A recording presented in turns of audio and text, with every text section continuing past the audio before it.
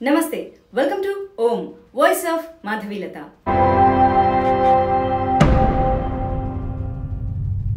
ఢిల్లీ ముఖ్యమంత్రిగా అరవింద్ కేజ్రీవాల్ రాజీనామా చేశారు. తదుపరి ఢిల్లీ సీఎంగా అతీషి మర్లీనా వారం రోజుల్లో బాధ్యతలు స్వీకరించబోతున్నారు. కేజ్రీవాల్ రాజీనామా చేయడానికి అసలు ముఖ్య కారణం ఏంటి? అతీషి మర్లీనానే ఎందుకు సీఎం అభ్యర్థిగా ఆమ్ ఆద్మీ పార్టీ ప్రకటించింది? అసలు ఇంతకీ అతీషి మర్లీనా ఎవరు? ఆమ్ ఆద్మీ పార్టీని ఎవరి ప్రయోజనాల కోసం ఏర్పాటు చేశారు? పార్టీ స్థాపించింది ఎందుకోసం? అసలు పార్టీ ఏం చేస్తోంది? సో ఇప్పుడు వీటి గురించి మాట్లాడుకుందాం.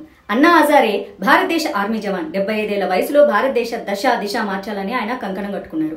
రాజకీయాలు అంటించుకోకుండా దేశంలో అవినీతి నిర్మూలించేందుకు ఆయన పోరాటం చేశారు.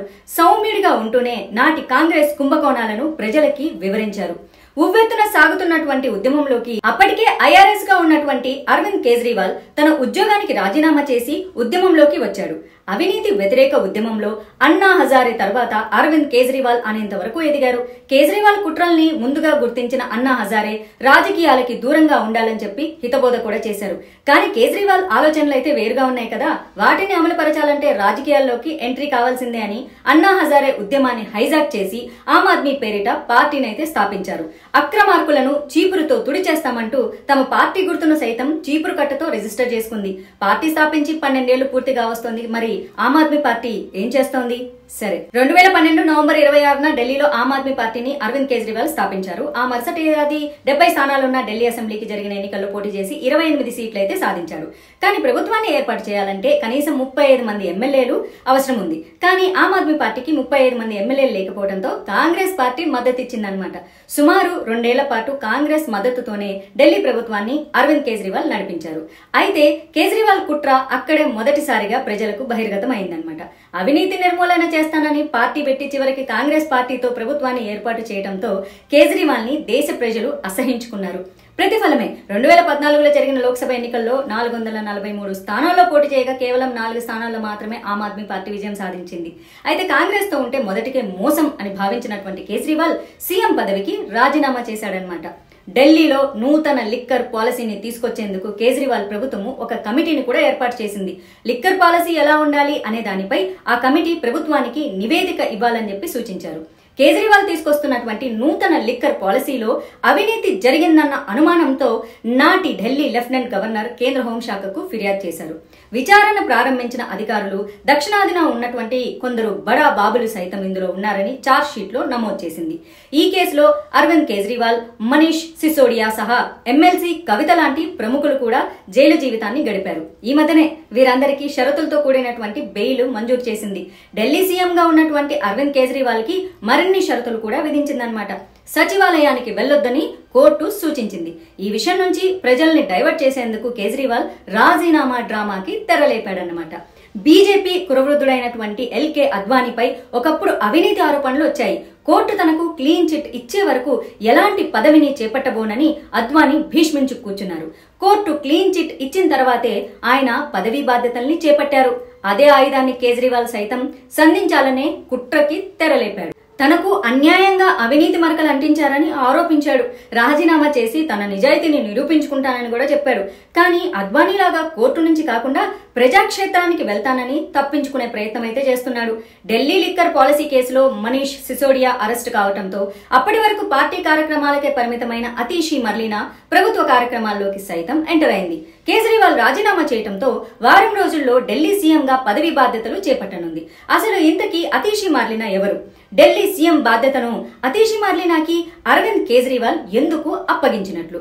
2001 డిసెంబర్ 13న పార్లమెంటు భవన సముదాయంలోకి ప్రవేశించి విచక్షణ రహితంగా కాల్పులు జరిపారు ఉగ్రవాదులు. ఈ కాల్పుల్లో 9 మంది ప్రాణాలు కోల్పోగా 15 మంది గాయపడ్డారు.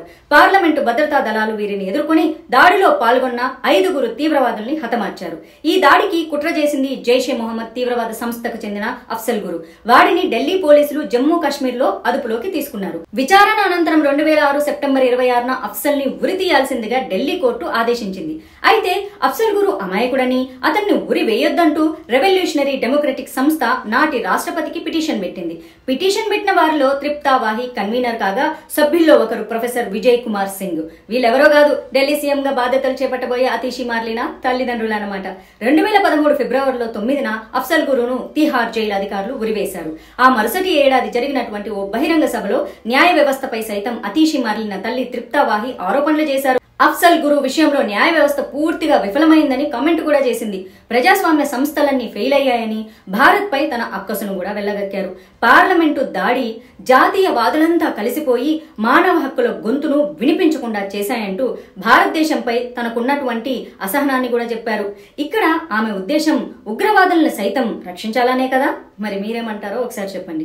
నిరంతరం భారత్ పై కుట్రలు చేసే పాకిస్తానీ సైనికుల పట్ల సైతం తృప్తా వాహి కలవరపడింది. 2016లో సియాచిన్ గ్లేషియర్ లో సైనికుల మరణంపై ఓ వార్తా పత్రిక అడిగిన ప్రశ్నకు బదులుగా మన సైనికుల మరణం కలవరపెడుతోందని చెబుతూనే పాకిస్తానీ సైనికుల మరణం చాలా బాధిస్తోందని కూడా చెప్పుకొచ్చింది. పాకిస్తానీ సైనికుల మరణం పట్ల అంత బాధపడిన తృప్తా వాహి భారత్ సైనికుల పట్ల మాత్రం కర్కశంగా వ్యవహరించారట. కార్గిల్ యుద్ధంలో అమరులైన సైనికులు, అంగవైకల్యానికి గురైనటువంటి వారికి కేంద్ర ప్రభుత్వంతో పాటు రాష్ట్ర ప్రభుత్వాలు కూడా సహాయం చేశాయి. అయితే దాన్ని సైతం అప్పట్లో ఆమె వ్యతిరేకించారట. వాళ్ళు సైన్యంలోకి వెళ్లిందే చనిపోయేందుకని చెప్పిందని ఆమె సహచరులు చెప్పారు. అయితే భారత సైనికుల పట్ల ఆమె విధానం చాలా క్లియర్ గా ఉంది. అతీషి మార్లినా తల్లిదండ్రులు ఉగ్రవాదానికి అండగా ఉండగా, భారత సైనికుల పట్ల కర్కశంగా ఉండగా, తండ్రి విజయ్ సింగ్ మావోయిస్టులకు అండగా నిలిచేవాడు. నేపాల్ భారత సంబంధాల విషయంలో ఏకంగా రాని సైతం ఆయన విమర్శించారు. పార్లమెంటుపై దాడి చేసిన అఫ్జల్ గురుకి ఢిల్లీ యూనివర్సిటీ ప్రొఫెసర్ సర్ గిలానీ సహకరించాడనేటటువంటి ఆరోపణలు కూడా ఉన్నాయి. గిలానీతో సైతం అతీషి తల్లి తృప్తా వాహికి దగ్గర సంబంధాలు ఉన్నాయట. ఒకే వేదికపై గిలానీతో పాటు ఆమె మాటల్ని కూడా పంచుకుంది. తృప్తాను సైతం పోలీసులు ప్రశ్నించారు. అతీషి మార్లినా తల్లిదండ్రుల చరిత్ర ఇదన్నమాట.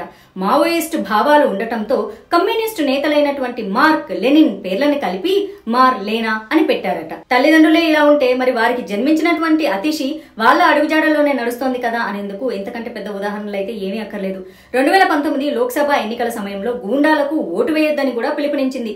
సమర్థుడైన అభ్యర్థికి కాకుండా గూండా ఓటు వేయడం మంచిదా అని ప్రచారం కూడా చేసింది. 2023 యూకేలో జరిగిన కేంబ్రిడ్జ్ ఇండియా సమావేశంలో భారత్ ని కించపరిచే వ్యాఖ్యలు కూడా చేసింది. శ్రీలంక, పాకిస్తాన్ వంటి దేశాలు భారత్ కంటే చాలా సంతోషంగా ఉన్నాయని కూడా చెప్పారు. అయితే విచిత్రం ఏంటంటే ఆ దేశాలు ఇప్పుడు పాపం మరో దేశాన్ని అడుక్కునే పరిస్థితుల్లో ఉన్నాయి. భారతదేశంపై అతీషి మార్లినా కుటుంబానికి ఏ మాత్రం సానుకూలమైన భావాలు లేవు అని చెప్పేందుకు ఇంతకంటే పెద్ద ఉదాహరణలు అయితే ఏమీ అక్కర్లేదు అనుకుంటాను కదా. ఇకపోతే ఆమ్ ఆద్మీ పార్టీ విషయానికి వస్తే ఖలిస్తానీ వేర్పాటు వాదుల నుంచి అరవింద్ కేజ్రీవాల్ డబ్బులు తీసుకున్నాడని గురుపత్వంత్ సింగ్ పన్నూన్ సోషల్ మీడియాలో పోస్ట్ చేసినటువంటి ఓ వీడియోలో అన్నారు. 2014 నుంచి 2021 మధ్య కాలంలో ఖలిస్తానీ గ్రూపుల నుంచి ఆమ్ ఆద్మీ పార్టీకి 133 కోట్ల రూపాయలు నిధులు ముట్టాయని కూడా చెప్పాడు. తమకు ఆర్థిక సాయం అందిస్తే టెర్రరిస్ట్ దేవేందర్ పాల్ సింగ్ బుల్లార్ ని విడుదల చేస్తామని డీల్ కుదుర్చుకున్నట్లు సంచలన విషయం కూడా చెప్పాడు. 1993 ఢిల్లీ బాంబు పేలుడు కేసులో బుల్లార్ ప్రధాన సూత్రధారిగా ఉన్నాడు. ఈ ఘటనలో 9 మంది ప్రాణాలు కోల్పోగా 31 మంది తీవ్రంగా గాయపడ్డారు. ఆ టెర్రరిస్ట్ ని విడిచిపెడతామని కేజ్రీవాల్ ఒప్పందం కుదుర్చుకున్నట్లు పన్నూన్ ఆరోపించాడు.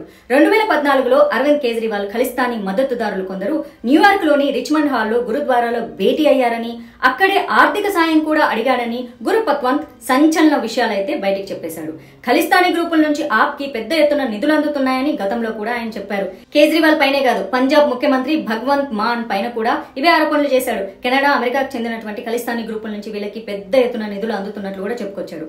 పంజాబ్ లో కొంతమంది ఖలిస్తానీ వేర్పాటువాదుల్ని అరెస్ట్ చేయడంతో ఆగ్రహం వ్యక్తం చేశాడు. వాళ్ళని విడుదల చేయకపోతే పరిణామాలు చాలా తీవ్రంగా ఉంటాయని గురుపత్వంత్ ఆప్ ప్రభుత్వాన్ని హెచ్చరించాడు కూడా. తాజా పరిణామాలు చూస్తే ఆమ్ ఆద్మీ పార్టీ రాజకీయాల్లోకి వచ్చింది అవినీతి నిర్మూలన కోసమా లేక ఈ దేశంలో ఉగ్రవాదాన్ని పెంచేందుకా అన్న సందేహం అయితే ఖచ్చితంగా వస్తుంది.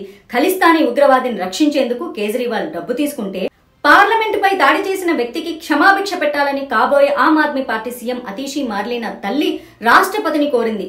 ఖలిస్తానీ టెర్రరిస్టులు, ఇస్లామిక్ టెర్రరిస్టులకు అండదండగా ఉంటున్న నేతలు ఈ దేశాన్ని ఏం చేద్దామనుకుంటున్నారు? భారతదేశాన్ని నాశనం చేయాలని కంకణమేమైనా కట్టుకున్నారా? వీళ్ళ కుట్రలు కొద్ది ఆలస్యంగానైనా బయటపడ్డాయి కదా. ఇకనైనా మీరు ఆలోచించండి, ఆమ్ ఆద్మీ పార్టీ భారతదేశానికి అవసరమా అనేది. ఈ వీడియో మీకు నచ్చినట్లయితే ఒక చిన్న లైక్ కొట్టండి, ఎందుకంటే ఇది చాలా మందికి రీచ్ అవుతుంది. ఇలాంటి వీడియోలు రీచ్ అవ్వడం చాలా చాలా అవసరము. అండ్ మీకు పాసిబుల్ అయితే షేర్ కూడా చేయండి, ఎందుకంటే నాకు మరిన్ని వీడియోలు చేయడానికి చాలా ఎంకరేజింగ్గా అనిపిస్తుంది. ఇంకా మంచి వీడియోస్తో మీ ముందుకు వస్తాను. అంతవరకు సెలవు. భారత్ మాతాకి జై.